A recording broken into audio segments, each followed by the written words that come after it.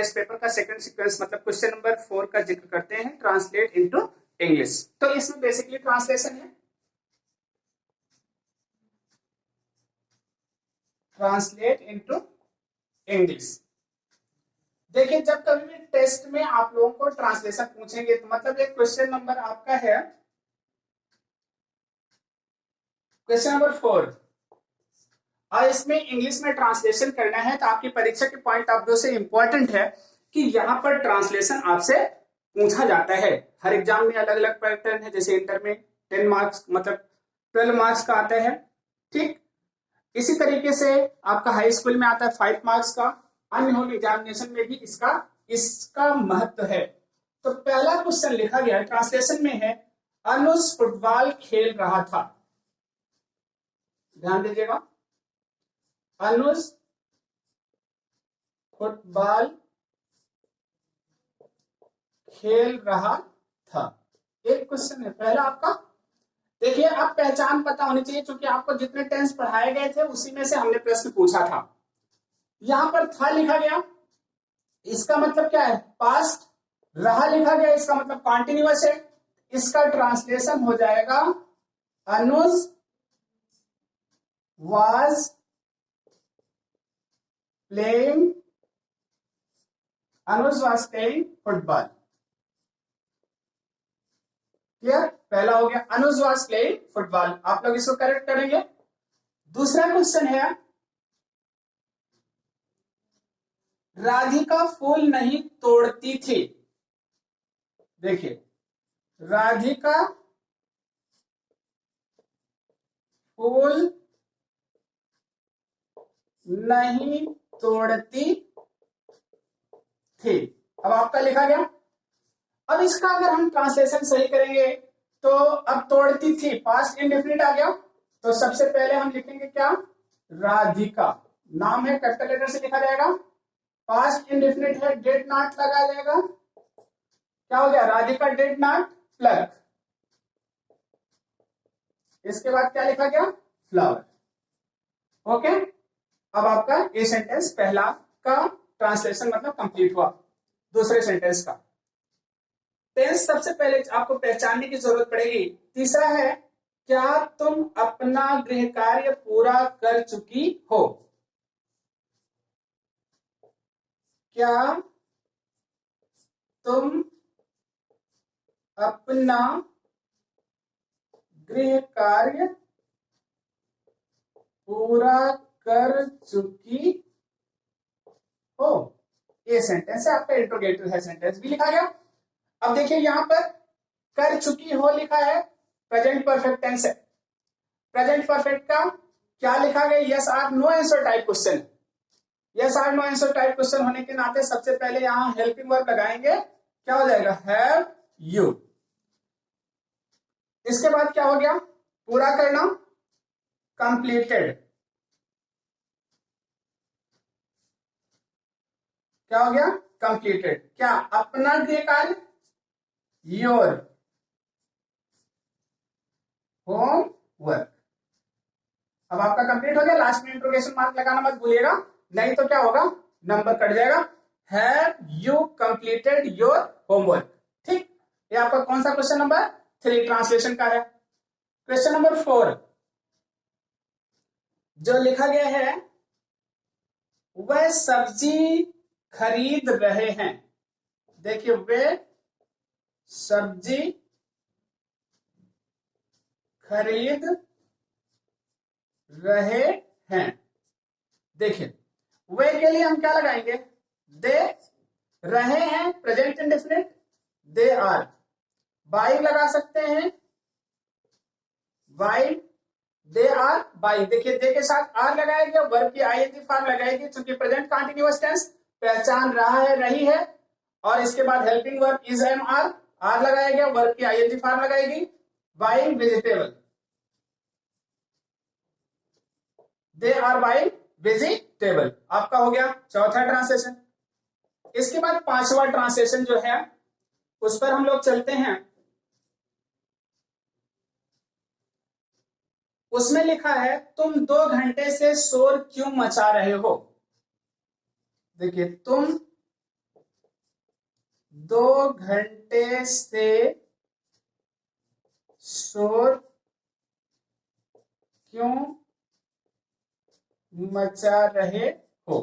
देखिए लिखा गया आपका, ये भी इंट्रोगेटिव है, समय दिया गया है, इसका मतलब परफेक्ट कॉन्टिन्यूअस टेंस है। तो परफेक्ट कॉन्टिन्यूअस टेंस का हम ट्रांसलेशन देखिए, इसका ट्रांसलेशन हम यहां पर आपको बताने चल रहे हैं। देखिए क्यों मचा रहे हो, क्यों सबसे पहले डबल इंट्रोगेटिव है, सबसे पहले आप इंट्रोगेटिव वर्ड की इंग्लिश लिखेंगे। इसके बाद तुम लिखा है, इसके लिए हम लगाएंगे हैव। इसके बाद यू लिखा गया, परफेक्ट कॉन्टिन्यूअस में बीन भी लगता है। क्या लिखा गया, why have you been making noise. क्या लिखा गया, why have you been making noise since. Since नहीं, अगर समय लिखा फॉर 2 आवर्स। ओके, लास्ट में इंटरोगेशन मार्क लगा देंगे। यहां पर देखिए आपको हमने ट्रांसलेशन बताया, ट्रांसलेशन 5 है। पहला प्रेजेंट पास्ट कंटिन्यूअस था, दूसरा पास्ट इंडेफिनिट था, तीसरा प्रेजेंट परफेक्ट था, चौथा प्रेजेंट कंटिन्यूअस था, और पांचवा प्रेजेंट परफेक्ट कंटिन्यूअस था। तो यहां पर जो आपको ट्रांसलेशन बताया गया, एक प्रकार से कह सकते हैं कि टेस्ट के दिन आपका जो भी वीकेंड पढ़ाया गया चीज होती है, मतलब पढ़ाई गई चीज होती है, उसको हम क्या करते हैं, रिवाइज करते हैं। ठीक, देखिए अगला क्वेश्चन नंबर 5 है, write an application to your class teacher. ठीक है, आपको अपने क्लास टीचर को क्या लिखना है, एप्लीकेशन। इसको आप लोग नोट कर लेंगे, एप्लीकेशन लिखना है, और उस एप्लीकेशन में आपको ये शो करना है, अपने क्लास टीचर को बताना है कि आप इंग्लिश सब्जेक्ट में क्या है, अब्सेंट है। ठीक, और इसका मतलब क्या है, आप मंथली टेस्ट में इंग्लिश सब्जेक्ट में अब्सेंट है, जबकि आपने परीक्षा दिया है, तो आपको नंबर नहीं दिया गया, इसका मतलब आपका रिजल्ट सुधारना है। तो आप इसके लिए किसको एप्लीकेशन लिखेंगे, क्लास टीचर को। तो देखिए जो एप्लीकेशन का क्राइटेरिया होता है वो कुछ इस तरीके से होता है। क्योंकि अब एप्लीकेशन लिखना है आपको, देखिए अब यहां पर सीख लीजिए एप्लीकेशन कैसे लिखेंगे। एप्लीकेशन में जिसको लिखना रहता है, आप यहां पर जैसे मान लीजिए आपका मतलब पेज है, तो इसको मतलब 2 आप मार्जिन लाइन बना लेते हैं। मार्जिन लाइन बनाने के बाद यहां पर आपने लिखा टू, किसको लिख रहे हैं, द क्लास टीचर।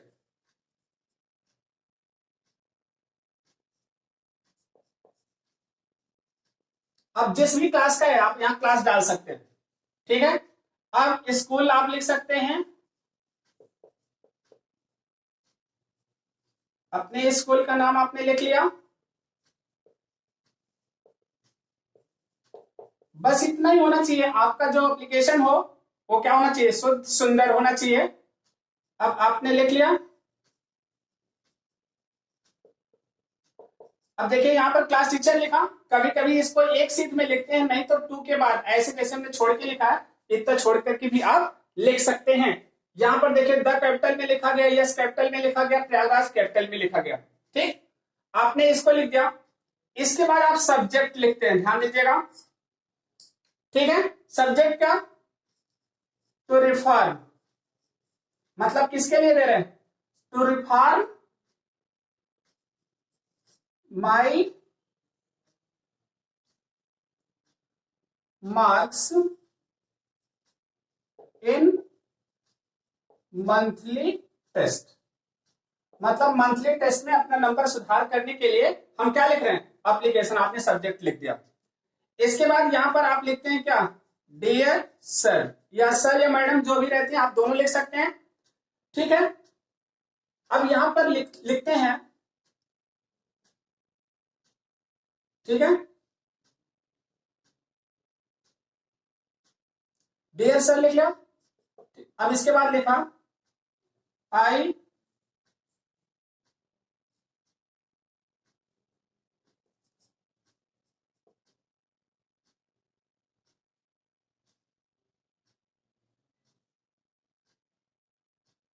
लिखा, आई के बाद आप ऐसे लिखिएगा, आई के बाद अपना नाम लिख लीजिएगा। ठीक है, यहां पर अपना नाम लिखने के बाद अपना क्लास लिख लीजिएगा। क्लास के बाद आप क्या लिख लीजिएगा, सेक्शन। देखिए लिखा आई के बाद अपना नाम, अपना क्लास, अपना सेक्शन। ठीक, यहां पर चाहे तो सन ऑफ डॉटर आप भी लिख सकते हैं, थोड़ा सा क्राइटेरिया चेंज करिए जिससे एक ही जगह पर हो जाए। ठीक है, कितना लिख लिया, वांट टू टेक योर, ठीक है, अटेंशन टूवर्ड्स माई रिजल्ट। ठीक है, अब लिख लिया यहां पर टूवर्ड्स माई रिजल्ट। अब मैं आपका ध्यान आकर्षित करना चाहता हूं कि किसकी तरफ, अपने रिजल्ट की तरफ। ठीक है, अब यहां पर फिर कॉमा लगाइए, sir I took my monthly test in all the subject but, ठीक है, I am absent in English subject, English subject, लेकिन मैं क्या हूं, इंग्लिश सब्जेक्ट में absent हूं। ठीक है, कहां पर, इन द मार्कशीट, मार्कशीट और डायरेक्ट जो भी लिखना है आप लिख सकते हैं। ठीक है, अब आपने लिख दिया कि हम absent दर्ज हैं किसमें, इंग्लिश सब्जेक्ट में। अब इसके बाद यहां पर लिखिए, so please reform my result. ठीक है, so please reform my result. इसके बाद लिखा जाएगा, आई शैल